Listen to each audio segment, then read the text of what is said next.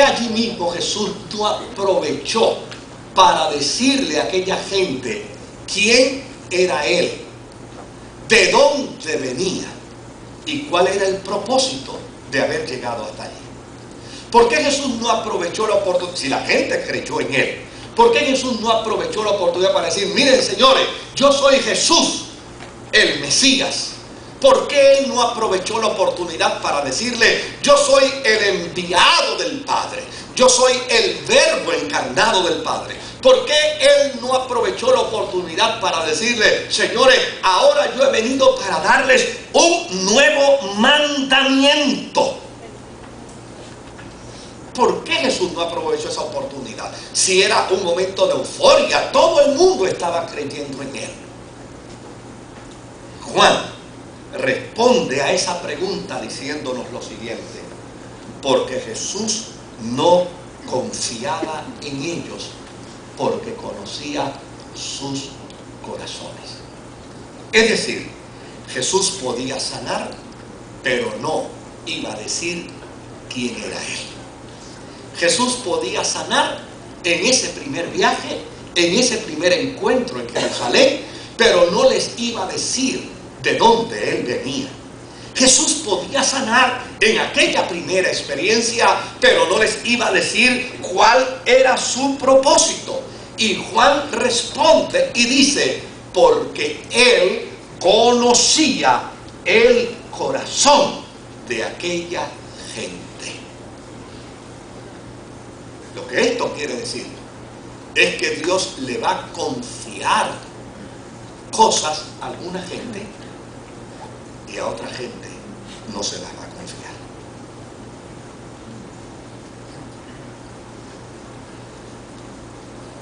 Ahora, eso nos obliga a una segunda pregunta. ¿Puede Dios confiar en alguna gente y en otra gente no? ¿Cómo es eso? ¿Puede Dios confiar en algunos individuos y en otros individuos no confiar? ¿Puede Dios hacer tal cosa? Pues mire lo que nos dice Juan. Juan dice, Dios conocía muy bien lo que había en la naturaleza de ellos. Es decir, Jesús no tenía necesidad de que nadie le dijera lo que había en el corazón de aquella gente, porque Él lo conocía muy bien. ¿Y qué es lo que puede haber en el corazón de alguna gente que hace a algunos capaces de interrelacionarse con Dios y a otros los incapacita para interrelacionarse con Dios?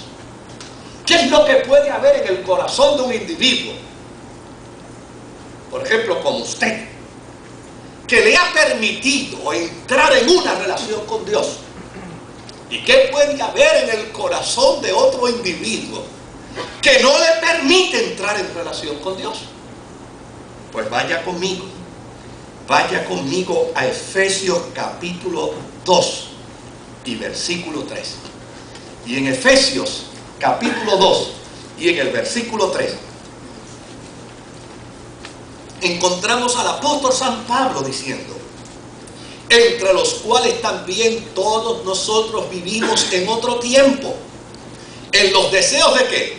De nuestra carne, haciendo la voluntad ¿de qué? De la carne y de los pensamientos. Es decir, hacemos lo que se nos ocurre. Y éramos por naturaleza hijos de ira, lo mismo que los demás. Según el apóstol San Pablo, la gente de Jerusalén no es peor que nosotros, ni es mejor que nosotros. Según el apóstol San Pablo, la gente de Jerusalén tiene las mismas debilidades que nosotros tenemos.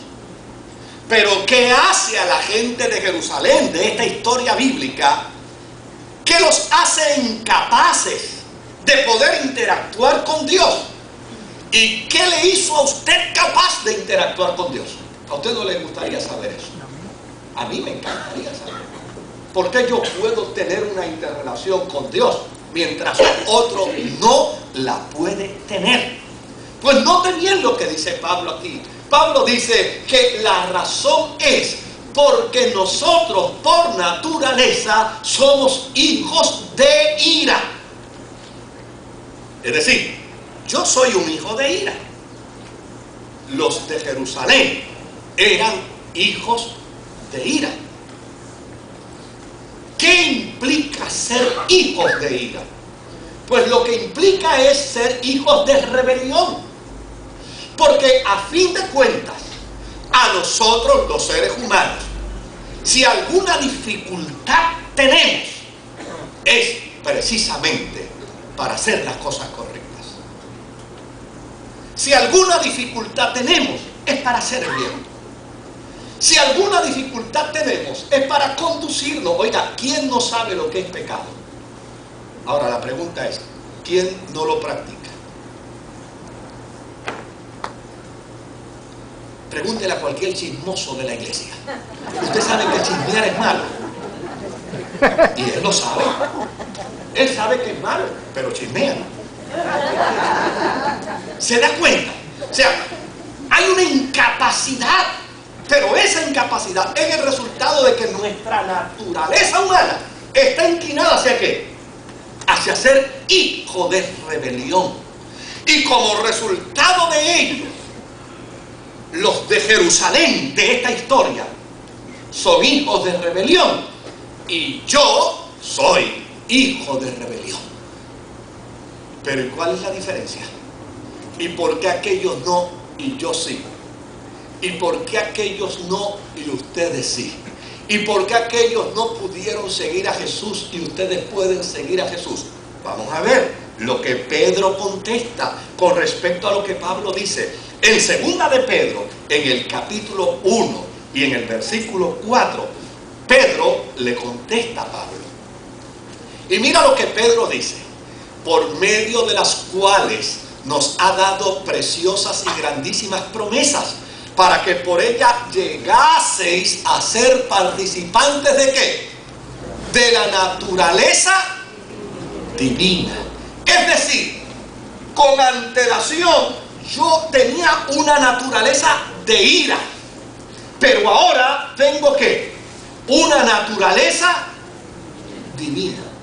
Puedo participar de la naturaleza divina habiendo huido de la corrupción que hay en el mundo a causa de la concupiscencia.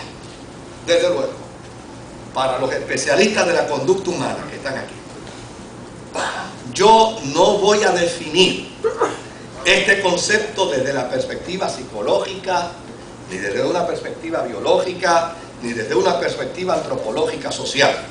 Más bien, de lo que yo quiero hablar es de esas actitudes que existen en el hombre y que bíblicamente son consideradas como resultado de la caída adámica.